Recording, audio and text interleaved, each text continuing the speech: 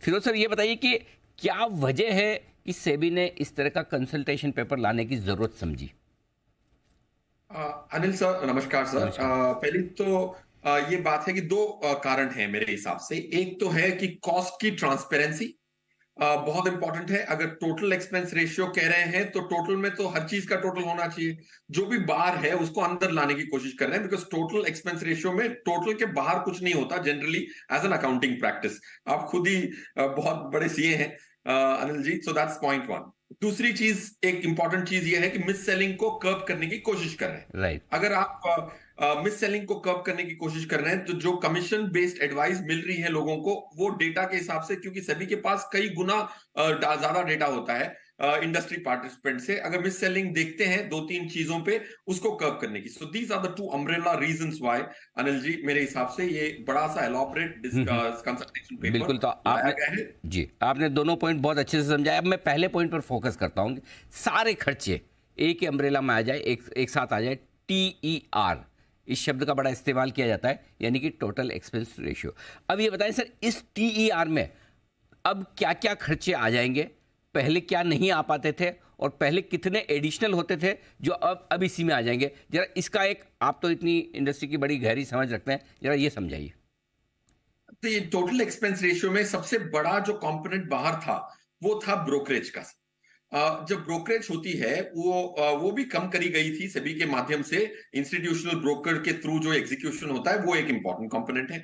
दूसरा, exit load के जो अगेंस्ट एक 0.05% का फ्लैट क्रेडिट मिलता था, वो भी बाहर था। ये दो इंपॉर्टेंट अहम थे उसको अंदर लाने की। और तीसरा सबसे बड़ा कंपोनेंट एक्चुअली वो था जीएसटी ऑन फंड मैनेजमेंट फी, ये बाहर थी। ये तीन चीजें एक टोटल अगर आप करें तो 18% ऑन फंड मैनेजमेंट फी। अगर फंड मैनेजमेंट फी 50 से 60 पैसा है तो उसकी आप 18% मान ले, तो 12-15 पैसा की जीएसटी और ब्रोकरेज और एग्जिट लोड के लियो में जो 0.05 चार्ज होता था for the last few years, ये तीन बाहर रहते हैं। ओके, तो अब ये तीन जो खर्चे बाहर थे अभी आ जाएंगे, यानी कि कुल मिलाकर अब या तो म्यूचुअल फंड इसे बढ़ाएं या फिर खुद एब्जॉर्व करें। बढ़ाने की गुंजाइश है, अनुमति मिलेगी, या फिर ये इतना 15 बेसिस पॉइंट या जितना भी आप बता रहे हैं, 18 बेसिस पॉइंट जो फर्क पड़ने वाला है, जो वो अब म्यूचुअल फंड की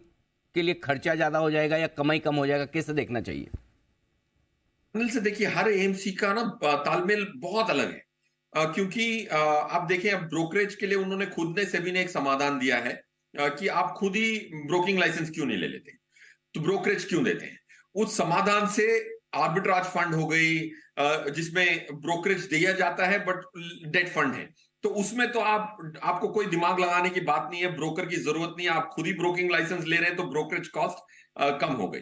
बट इक्विटी म्यूचुअल फंड्स में जो फंड मैनेजर कई सारे सेल साइड एनालिस्ट का रिकमेंडेशन लेके अपना पोर्टफोलियो क्रिएट करते हैं, वो ब्रोकरेज नहीं देंगे तो कैसे उनको एडवाइस मिलेगी? तो इन्वेस्टर का नुकसान भी हो सकता है, बिकॉज ब्रोकरेज घटाते ही इंस्टीट्यूशनल ब्रोकर की इंटरेस्ट चली जाएगी। फिक्स्ड फी देंगे तो कितनों को देंगे? आज हजारों सेल साइड एनालिस्ट हर 39 जो म्यूचुअल फंड कंपनियां हैं उनके लिए काम करती हैं फ्री में, apart from this variable, nothing apart from this variable cost of brokerage. So मेरे हिसाब से पॉइंट वन, जो आपका प्रश्न है, अंदर आएंगी तो क्या कमाई घटेगी? डेफिनेटली घटेगी। कमाई घटने की वजह से क्या इन्वेस्टर का फायदा ही होगा, ये देखा जाएगा। क्योंकि अगर कमाई घट गई और सेल साइड एनालिस्ट का इंटरेस्ट कम हो गया, हजारों लोग जो काम करते हैं 149 फंड मैनेजर्स के लिए, जो इक्विटी फंड मैनेजर्स हैं, उनकी तादाद कम हो गई, तो कैसे इन्वेस्टर का भला होगा? कॉस्ट तो कम होगी, क्या उसकी कमाई कम होगी एनएवी के माध्यम से, ये देखना इंटरेस्टिंग कॉन्सेप्ट है।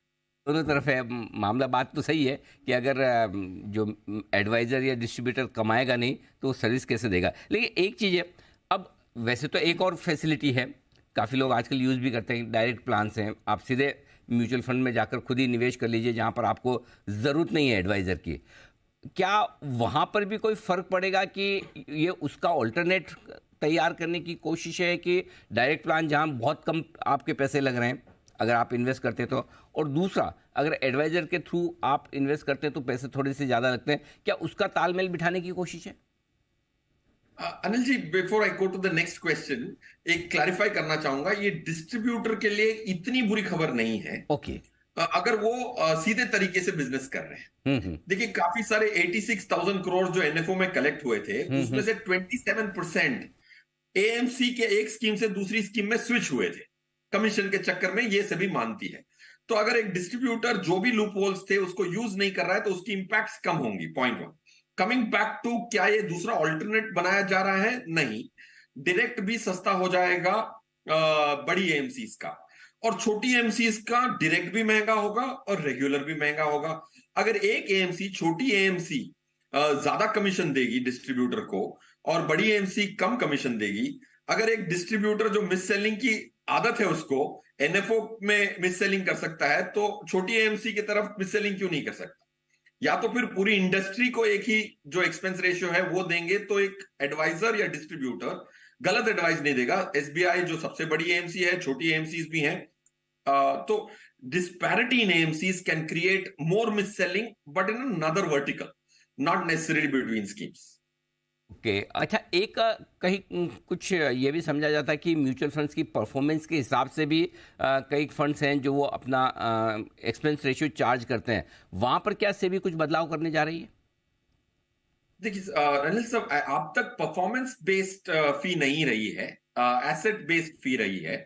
परफॉर्मेंस बेस्ड फी या प्रॉफिट शेयर जैसा कोई फी रखने की गुंजाइश है, बट आई थिंक आज की डेट में इंडियन इन्वेस्टर एचएनआईबी पीएमएस के माध्यम से प्रॉफिट शेयर ठीक से समझ नहीं पा रहा है। आई थिंक जितने आप एक्स्ट्रा ऑप्शंस देंगे, काफी सारे रिटेल निवेशक आपके चैनल पे जब मैं आता हूं तो फोन करते हैं, उनको ग्रोथ और डिविडेंड का डिफरेंस पता नहीं होता, डायरेक्ट रेगुलर का डिफरेंस पता नहीं होता, अब प्रॉफिट शेयर और नॉन प्रॉफिट शेयर का डिफरेंस पता नहीं होगा। तो I think giving more alternative confuses the industry. आज सिर्फ हमारी 16% एयूएम है as a percentage of GDP. US में 140% म्यूचुअल फंड का एयूएम है, उसकी जीडीपी से तुलना करें, ग्लोबल एवरेज 63% है। I think we are little, it's a very progressive step, sounds very good but very difficult to implement, and it will confuse the retail investor if you create another model of profit share. ये मेरा current मानना है अनिल जी। Finally मैं समझना ये चाहता हूँ कि अब ये जो कुछ भी कंसल्टेशन पेपर जारी हो, आप तो इस पर लोगों की राय आएगी, आप जैसे एक्सपर्ट्स हैं, सब अपनी अपनी ओपिनियन देंगे, सेबी को बताएंगे कि भाई आप क्या सोचते हैं इनके बारे में। पहली चीज़, अगर आपको सेबी को ओपिनियन देनी है, आप क्या देंगे? पहले तो मुझे वो बताइए, उसके बाद एक फॉलोअप क्वेश्चन और है मेरे पास।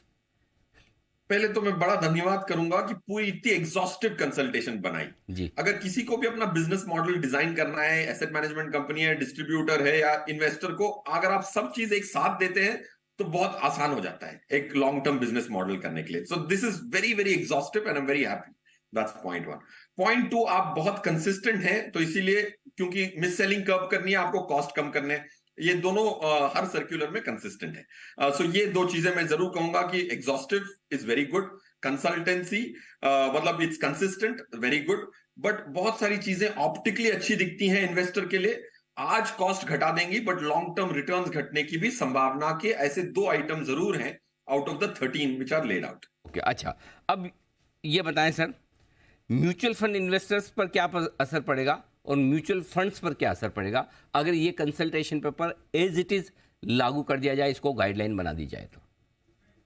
मेरे हिसाब से range of decrease in AMC, मेरा ये मानना है, of course Anil ji, you have to pardon me for the accuracy inaccuracy of this, but मेरा मानना है कि डिस्ट्रीब्यूटर में 3 से 4% की रेवेन्यू से 25% की रेवेन्यू पे इंपैक्ट पड़ सकता है। अगर कोई B30 और बहुत सारे जो प्रावधान थे उसका प्रयोग कर रहा था, लाइक आनंद राठी वेल्थ लिमिटेड, कोई इसमें से कोई भी प्रावधान यूज नहीं कर रहा था। सबसे बड़ी बात इस कंसल्टेशन पेपर में है एनएफओ में कमीशन, और आनंद राठी ने 10 साल से एक भी एनएफओ अप्रूव ही नहीं किया, बेचना तो दूर की बात। ओके। तो जो डिस्ट्रीब्यूटर इसके लूपहोल्स या प्रावधान का प्रयोग नहीं कर रहा था उसकी इंपैक्ट कम होगी।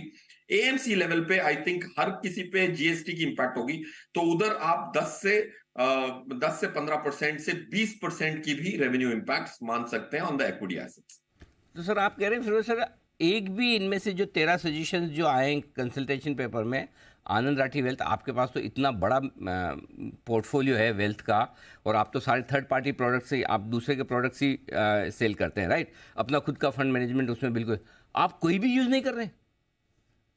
सर ये 13 प्रावधान नहीं है, मतलब दो 3-4 प्रावधान है। हम्म। जैसे जीएसटी हो गया, ओके। डिस्ट्रीब्यूटर की जीएसटी डिस्ट्रीब्यूटर पे करता है। करेक्ट। फंड मैनेजमेंट की जीएसटी क्लाइंट को चार्ज होती है। तो अगर डिस्ट्रीब्यूटर अपनी जीएसटी पे ही कर रहा है, तो ये जो जीएसटी की बात कही गई है कि उसको टीआर के अंदर लाएं, वो आज भी चार्ज नहीं हो रही डिस्ट्रीब्यूटर की कमीशन पे, खुद ही पे कर रहा है। आप एनएफओ यूज नहीं कर रहे, बिल्कुल भी यूज नहीं कर रहे। B30 जो बियॉन्ड 30 सिटीज है, उसकी कमीशन हमारी ना के बराबर है। So I think if you look at these 3-4 important items, use नहीं कर रहे, बट डेफिनेटली एक चीज यूज कर रहे हैं, जो एग्जिट लोड के ल्यू में 0.05 मिलता है, वो 0.04 हमें आ जाता है, ओके। 80% उसका। तो वो ओके। जरूर इम्पैक्ट होगा। हाँ हाँ। बट बाकी जो हाई टिकट आइटम्स हैं, वो जी। इम्पैक्ट, इसलिए मैंने कहा कि 3-4% की रेवेन्यू इम्पैक्ट एज इज हो गया तो डेफिनेटली होगा। हम्म। अब जो वुमेन के लिए एक्स्ट्रा कमीशन देने की बात की है, वो इन्वेस्टर एजुकेशन के अंदर से देने की बात की है। B30 को इन्वेस्टर एजुकेशन के अंदर से देने की बात की। इन्वेस्टर एजुकेशन का बजट, अनिल सर, इस साल 800 करोड़ का होगा, 40 लाख करोड़ पे। राइट, जब इन्वेस्टर एजुकेशन चालू हुआ था तो 200 करोड़ का बजट था, क्योंकि एयूएम कम थी 10 लाख करोड़ पे। आज 40 लाख करोड़ पे 800 करोड़ है। वो 800 करोड़ में से बेशक जहां बांटना है डिस्ट्रीब्यूशन बांट के, why should an existing investor pay for a small city investor? Absolutely, बिल्कुल ठीक बात है। फेयर इनफ सर, आपने बहुत इंटरेस्टिंग और अच्छे तरीके से पूरा ये मैटर समझाया कि कितना असर पड़ेगा। इन शॉर्ट, इन्वेस्टर के लिए तो कोई नुकसान की बात नहीं, करेक्ट? नहीं नहीं अनिल जी, बिल्कुल at the face of it बिल्कुल नुकसान की बात नहीं है। हम्म। बट आई थिंक एएमसी कैसे इसको लेंगी, कैसे अपनी पोर्टफोलियो की मैनेजमेंट की क्षमता कम ना हो जाए, बस एक पॉइंट पे मेरा डर है। अगर सेल साइड एनालिस्ट सर्विस करना बंद कर देंगे, ब्रोकरेज जीरो हो जाएगी, तो उससे परफॉर्मेंस पे इंपैक्ट हो सकता है। That's a long term worry I have for the investor.